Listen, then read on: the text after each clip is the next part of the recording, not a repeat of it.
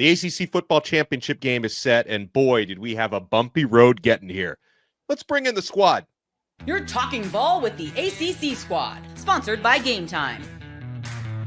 From Florida State to North Carolina, from Syracuse to Miami, and from NC State to California, it's the local experts of the Locked On Podcast Network, bringing you scoops, breakdowns, and the most comprehensive preview of the upcoming ACC weekend. Hang on, it could get loud, it could get heated, and it will definitely be fun.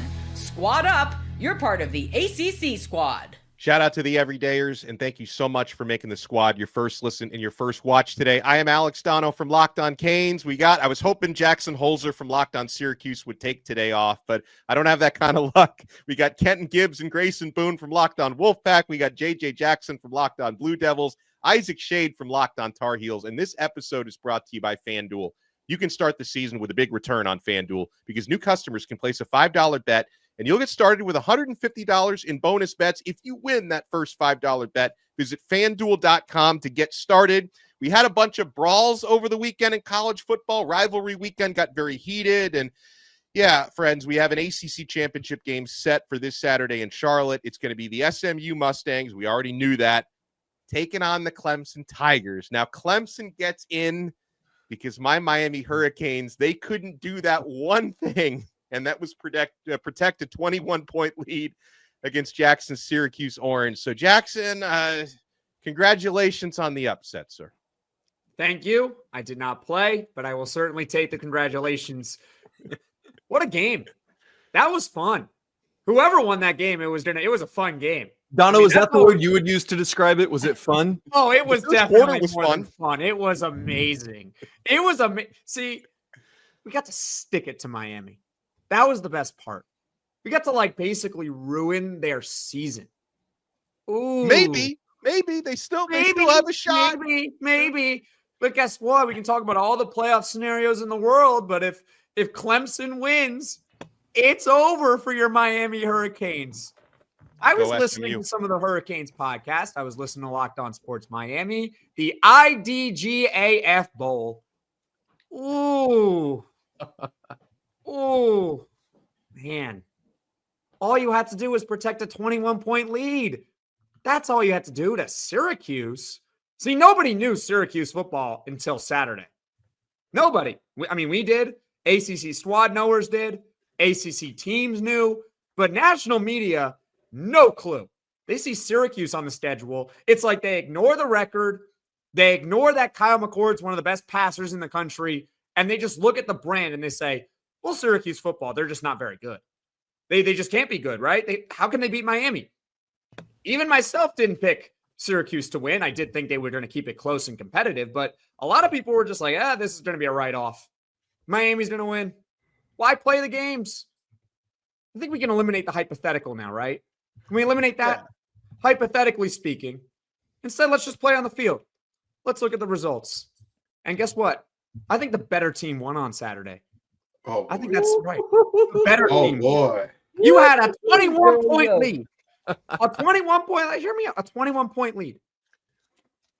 And you lost? And the 21-point lead was early in the game. It was early. Yeah. You're all cocky because your coach got to shower again finally. He got to shower for 3 straight games. Syracuse, obviously Syracuse was the better football team that day. Obviously, Syracuse was better that day, or Miami wouldn't have lost that game. Now, unfortunately for me, better that day. Miami has an unserious defense. And that's true. Taking nothing away. Kyle McCord did what he did all season long. 380 passing yards was even above his average, I think, against that's Miami. Not even a lot for him, honestly. That's like 280. But I'll tell you, Miami's defensive breakdowns, unfortunately, did not surprise me. Honestly, the one thing that did surprise me was the fumble taken back the other way. Because if you told me Xavier Restrepo would be the guy to cough up the football in what turned out to be really the turning point and game-changing play of that game, that's not what I expected. You're going to give me anybody else in that receiving core who would cough up the football for a return the other way. Restrepo was the last guy I would have imagined. And unfortunately for Miami, when your defense is that unserious, the margin for error for your offense is virtually zero. It's virtually zero. And Cam Ward played great. Like, it wasn't his fault. He didn't fumble. He didn't throw any interceptions. He actually had, if you go by the Pro Football Focus ratings, he actually had his best game of the season against Syracuse. But when your defense lets you down and when you just make too many mistakes, which again has been Miami's MO, even in games that they've won this year, things like that can happen. And it's why I wasn't shocked. Listen, protecting a 21-point lead is one thing. Even when Miami was up 21 points heading into the second quarter, I'm like, stop the count. It's too early in the game. Maybe they could hold a 21-point lead in the fourth quarter, not in the second quarter. They got up too early. I'm going to tell you something. Jackson, the last time somebody got to preaching like that in New York, someone yelled, "Get your hand out my pocket," and Malcolm X's funeral preceded that shortly after. That was the best part, Kenton. I'm not in New York right now. I'm not in New York. I'm in South Florida. He's in my garage right now. Jackson, oh my God, Jackson is in your trap right now. Jackson is in. This is like finding out that Kendrick Lamar recorded "Squabble Up" in Toronto. What is this? What is this? You know what? I'm gonna say this, and I mean this from the most genuine place possible. I don't believe that every loss should be a requiem of a coach's hire or whether or not his job should be on the line. This should absolutely be a requiem for Miami and Cristobal. I don't care what anyone says. It's not just about what the expectations were coming into the season. It's the way in which you lost this game. Don't get me wrong. I love the Mob. I think higher of Syracuse's defense than most people do. Anybody who knows me knows if Marlowe Wax has no fans on this earth, I am gone. With that in mind, you can't run the ball to melt the clock away against a defensive line that is exponentially smaller than you up front. Your two backs, I talk about it all the time, 450 pounds of man meat coming downhill. And you're telling me you can't. Stop it, Isaac. Stop it. You're supposed to be a preacher. Don't be like that. But you get what I'm saying here. Like, those are two massive running backs coming downhill. And for whatever reason, you don't think to yourself, hey, Cam's been fine, but we should probably run the ball a little bit to put this thing away. I look at this and I say, defensive adjustments. I get it. You're an offensive guy. At what point do you say my offense needs a break? At what point do you look at your D coordinator and say, hey, buddy, what you've been doing so far is not working. They have figured it out. They've hit the lethal shooter. I understand it now. You've got to do something different. It's just a moment for me where I look at Cristobal and I say, this one falls squarely at your feet, because to blow a 21-point lead with your first ACC championship appearance in nearly a decade on the line, with your first opportunity to write your own ticket to a playoff in right in your grasp, and this is what you do with it, I absolutely think there should be a conversation about Miami as much as there is praise to Syracuse. Well, I think those conversations are happening, and I still believe in Cristobal as a program builder. But obviously, there's probably going to need to be, as he's done every year since he's been at Miami, there's probably going to need to be some more tweaks on the staff, because somebody's got to be held accountable for it, and it's his job as the CEO of that football program to make the changes and the fixes necessary. And obviously, not every coaching hire he's made is a good one. I think he did a good job with Shannon Dawson, the offensive coordinator. Obviously, I give Cristobal credit for going out there and recruiting Cam Ward the way that he did. But yeah, I mean, you can't trot into 2025 with the same kind of defense you played in 2024. What do you think? First off, Donno, congrats to you. I'm so proud of you for just sitting there and taking all that like a boss. Way to go. I mean, what am I supposed to do? I lost. There's nothing I can do. As we learned this weekend, some people cannot take a loss and move on. But very true. That's what I'm saying.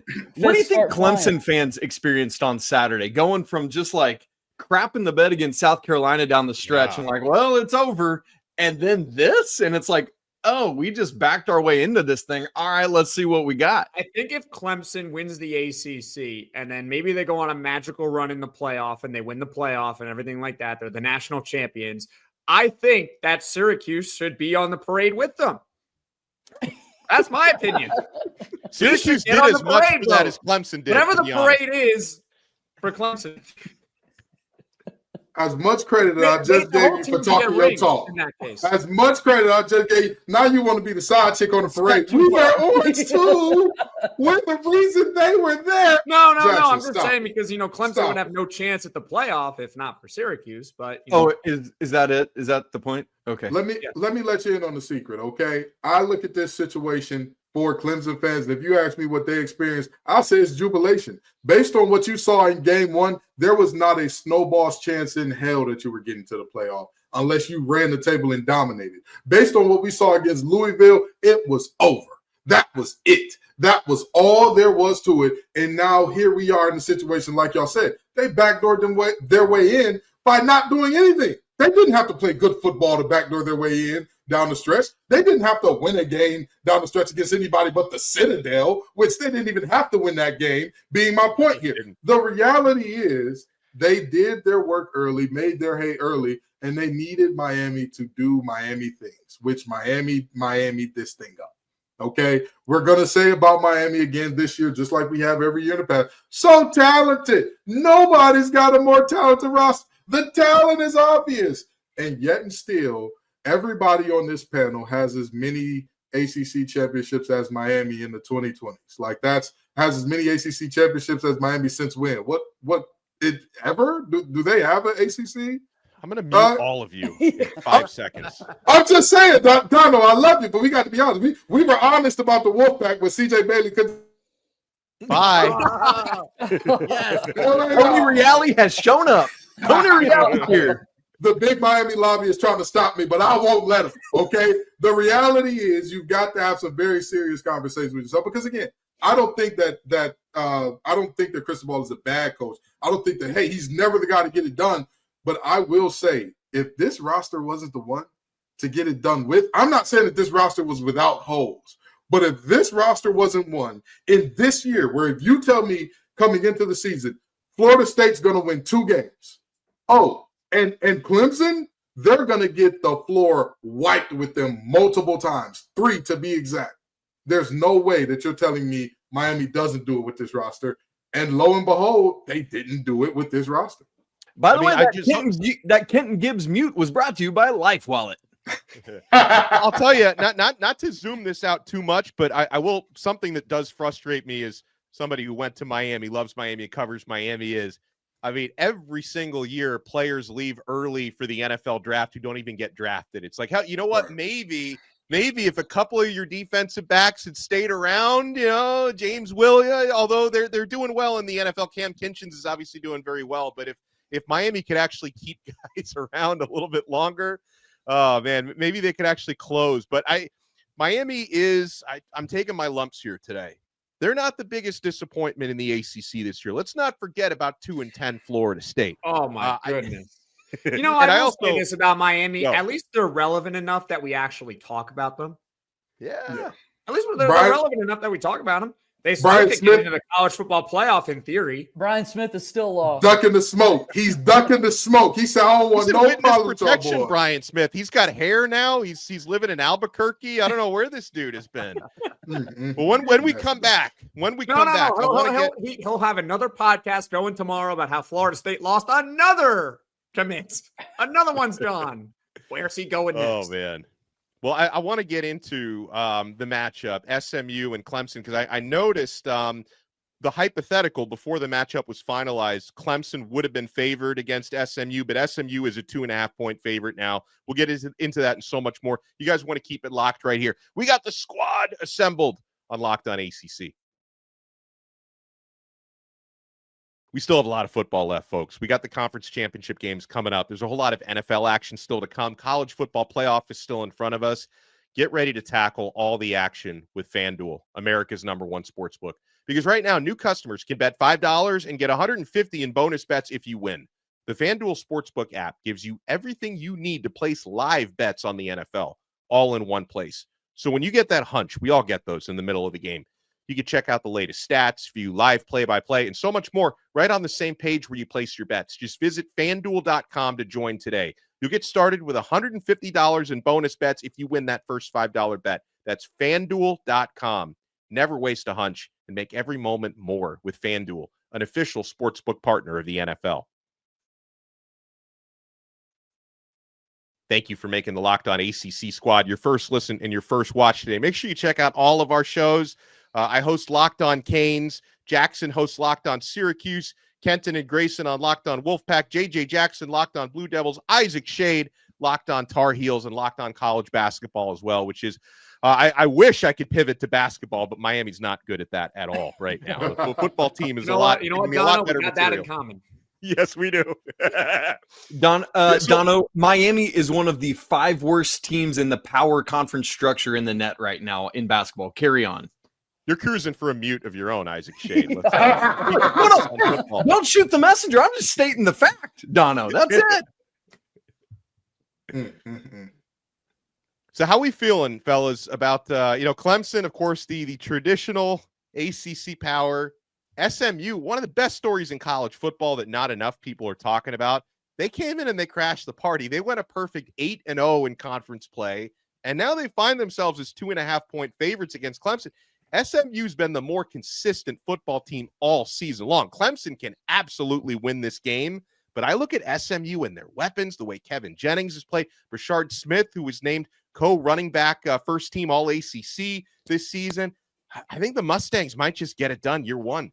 Well, they're one of the teams that have proven they can turn the football over 6 times and still win a football game. That one still hurts. But I will say to Kenton and Isaac and Grayson, everyone in here, best in state. You guys can say it with me here. Best in state. How about the Duke Blue Devils in their 9-3 season? I didn't see that coming. Even despite losing that SMU game. Oh, don't worry. Don't worry. We will see how long Duke can hold being good at football. You've had your 2 years in the sun. But seriously, we've got to give you your love there, and we've got to give love to SMU here because this team has done something that none of our teams could do. Any one of us on this panel, including Miami, could do. They were just consistent. They found ways in different ways every single time in conference. And anybody who wants to make the argument of, their schedule was just so much easier than everybody else's. In what world is that actually true?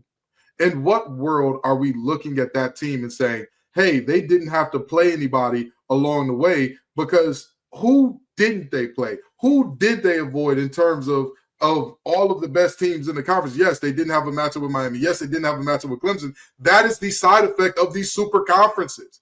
I love me some Pony Express. I love to see these guys getting their love. And by the way, this is a bigger point than what we're talking about right now. But how many times have I told people all of this delineation between conferences that we create, it's fictional. It's a fugazi, it's a fugazi, it's a weasel, it's a wazoo. It's not real. Because this SMU team comes in first year and gets it done. A Texas team that ain't pissed a drop in the Big 12 goes to the SEC, and all of a sudden they're the squad. This should show us, hey, college football is much closer in terms of where these teams are than we imagine. And SMU has shown through some very good pickups in the portal in the trenches, you can become that consistent team that doesn't, instead of teams that pay on the outside and try to worry about the inside last. I'm looking at you, Coach Doran. You need to address the bigs first. I tell you what, I'm really happy for SMU, and I mentioned them probably like week 5 when I saw this as a possibility. I don't know how much I believe that they would actually make it this far, but here they are. They've deserved it every step of the way. I say all that to say I'm kind of surprised they're favored in this game. If it were me, I think I'd probably flip it with Clemson being a 2.5-point favorite. I think Clemson's defense is going to show up and be very for real, but I would love for this game to roll into a shootout. If SMU wins the conference in year 1. Well, by the way, Clemson's not winning a shootout. SMU might. Clemson's not winning a shootout, in my opinion. True. I don't know. We'll see. Clemson's just very random at this point. I don't know what to actually expect of them, but I just want a good game nonetheless. And that's why SMU should be favored, because you have no idea what to expect from Clemson. Touche. That's the point. The model, or it's the word of the day, is consistency. That Absolutely. Is SMU's entire season. Because I remember around week 5, I was also looking at SMU, and I also was looking at SMU like, well, at some point they're going to lose. Right. They got to lose at some point. Like, someone's got to lose. And I was like, well, it's probably going to be SMU. I mean, are they really this good? And they just keep they just kept winning, and they just kept winning, and they just keep finding different ways to win. They're winning with a different quarterback than what they had at the start of the season. So I believe that SMU does deserve to be favored, and I do think that SMU is going to win this game. And consistency is great, but the problem is this is not a series. This is a one-off opportunity. So if Clemson has one of those big days, it could be a thing, right? And so that's just the weirdness of a one-off. And like what I've been trying to process, fellas, is what happens if SMU loses this game? Do they go from a projected bye to being out of the field? Like, is that a real possibility? Like, what is the best thing for the ACC? Yes, there is a possibility, but it's really only. I don't think it happens. What happens? It's only what happens with Boise State. Nobody's talking about this, but if Boise State loses and SMU loses, someone is really going to get royally hosed. It's going to be one of Indiana, Boise State, or SMU. If you just look at the numbers, I did the math last night. Mm-hmm. It's weird.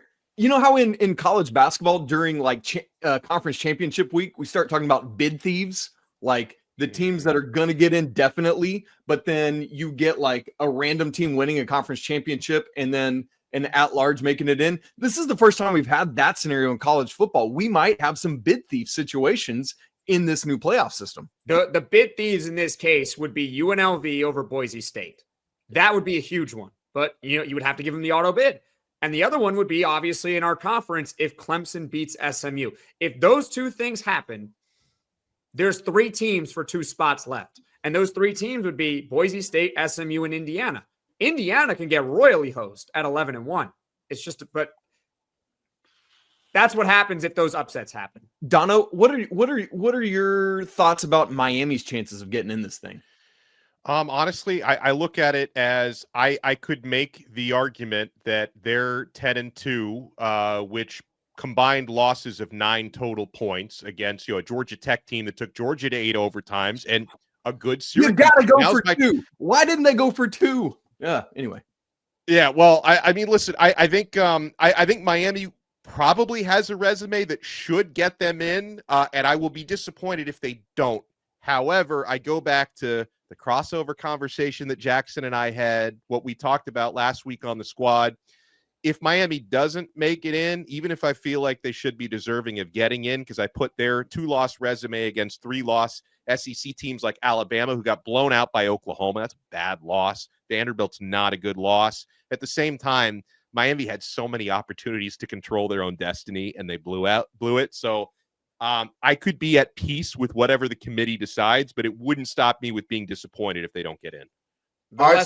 Don't leave it up to the committee. But did we not see a situation where this was objectively the worst possible weekend for the ACC in multiple ways? Not only does Clemson lose, which then if Clemson wins that game, it helps the ACC in terms of like, hey, you've got a chance to get in multiple teams. But now and it hurts South Carolina as well in that scenario.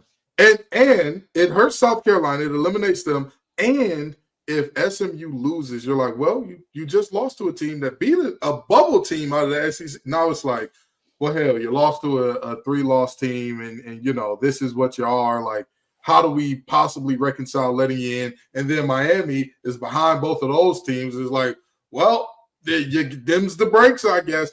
Really, really tough week for the ACC's 3-team bid hopes. But I will say this. Again, in a logical and sane world, we are not debating about 2. To me, there's not a world where we're having a serious conversation about, is there at least 2 teams worthy? Because, again, every single team going into the playoff this year has shown some serious, and when I say serious, I mean serious flaws, including the number 1 team in America who made the Idaho Vandals look like they were a really good team. Like, everybody has had their moments where it's like, Are they for real? What's happening right now? So there is not a dominant team in college football this year. Yeah. Well, and I was telling you guys this stat before we got started. Some of you barely even believed it. For as much as I have complained about Miami's defense, somehow they have the 24th rated total defense in America. I think that says a lot about college football right now. There's just no defense. Period. No. Well, we had ACC first team, second team, third teamers announced. I want to talk about the first team when we come back. Are there any snubs? Did they get it right? You guys want to keep it locked right here. We're not done yet on this ACC squad.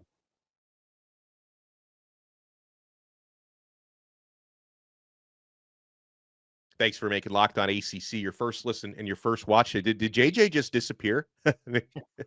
He's gone. He said he had to bounce during the timeout. Yeah. Yeah, no, you're right. So we got, I'm Alex Donno from Locked On Canes, Jackson Holzer, Locked On Syracuse, Kenton Gibbs and Grayson Boone, Locked On Wolfpack, Isaac Shade from Locked On Tar Heels. All right, so guys, first team All ACC announced. Not surprising, Cam Ward takes the first team quarterback honors. He eclipsed 4,000 yards this season, 36 touchdown passes. Very well-deserved. Amari and Hampton. I know Isaac can take his victory lap. What a season. What a running back. He and Brashard Smith from SMU. Amari and Hampton, UNC. Brashard Smith from SMU. Running backs, first team All-ACC. Wide receivers are Xavier Restrepo from Miami, Ja'Cory Brooks from Louisville, Antonio Williams from Clemson. Tight end, hold on. Yeah. Before you go any further, all those Clemson fans who told me I didn't know ball and Brown was the best receiver on that team, can you tell me which receiver was All ACC first team again? Run that back by me one more time.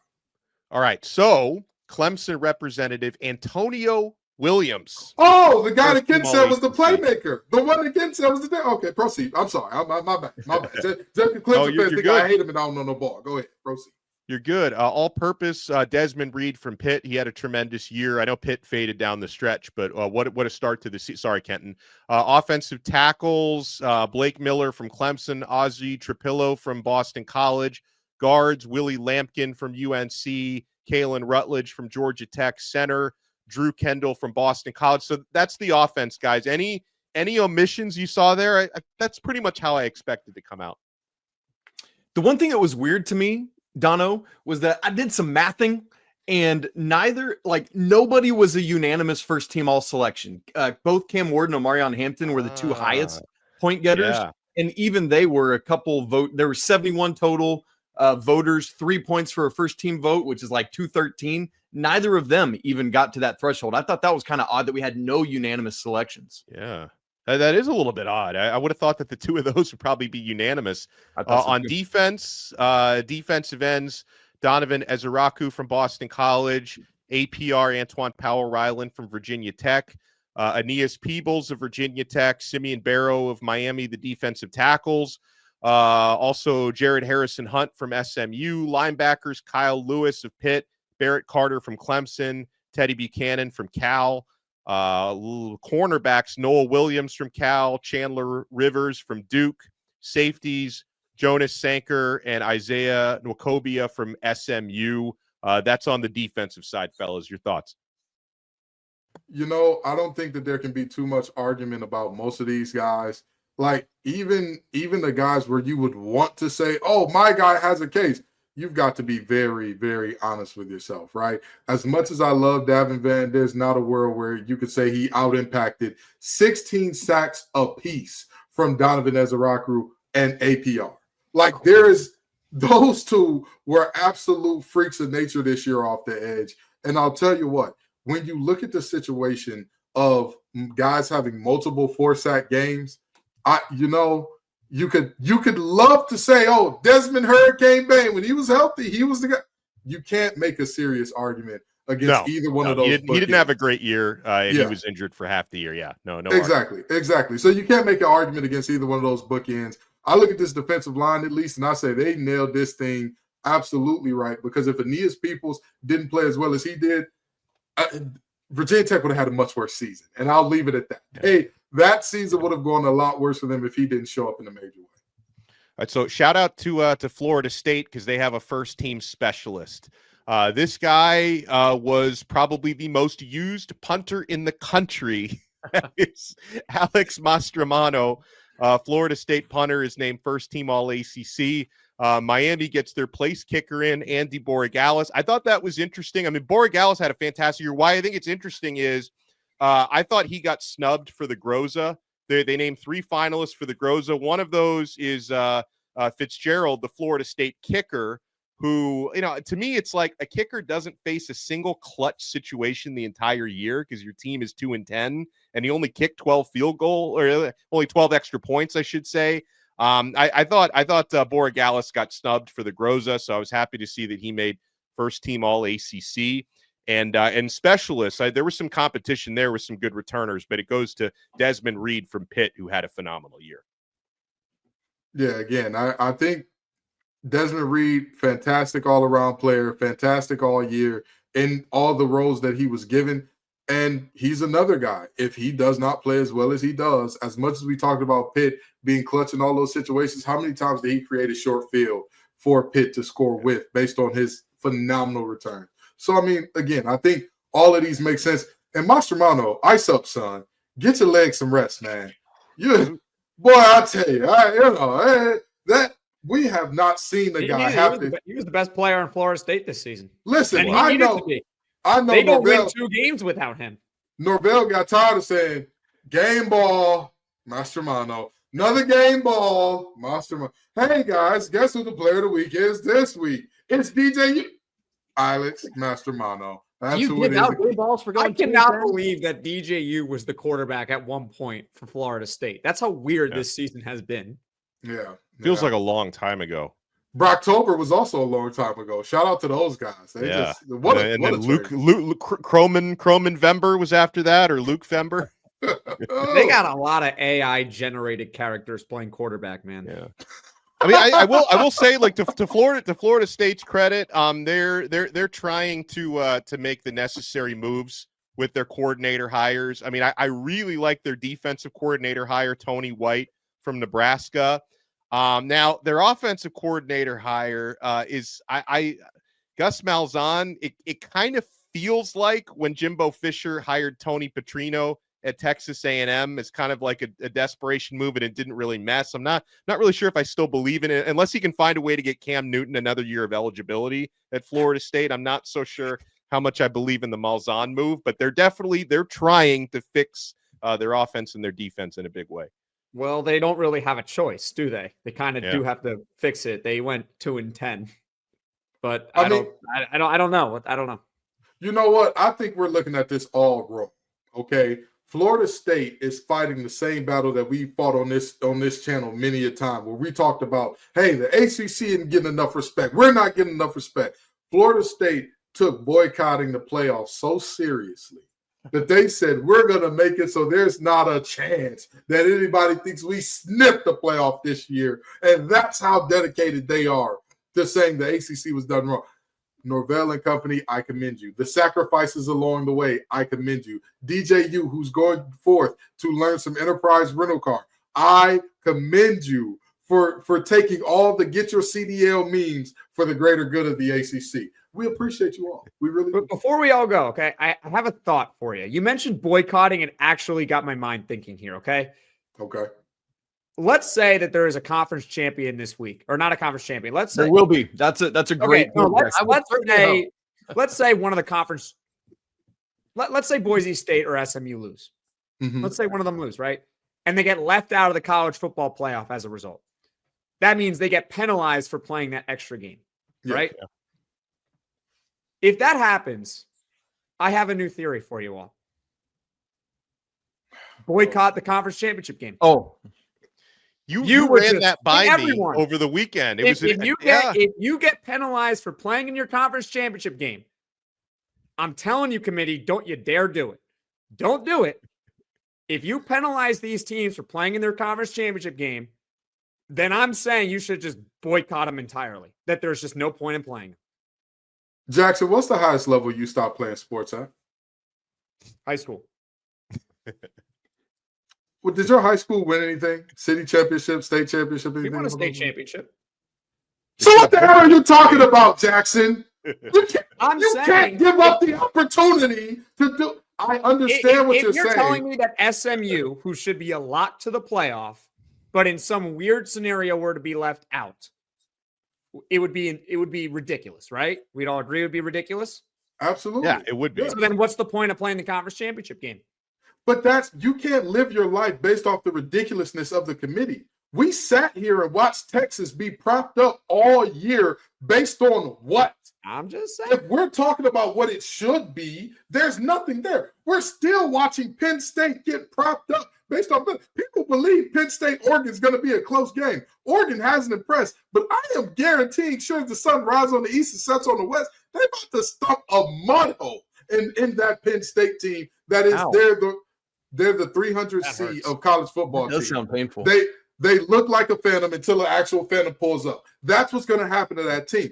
But the committee and all of their wisdom do foolishness all the time. If you live your life based on the committee, why would 90% of teams in the ACC even show up? If you're at Boston College and you lose one game, you know you're out.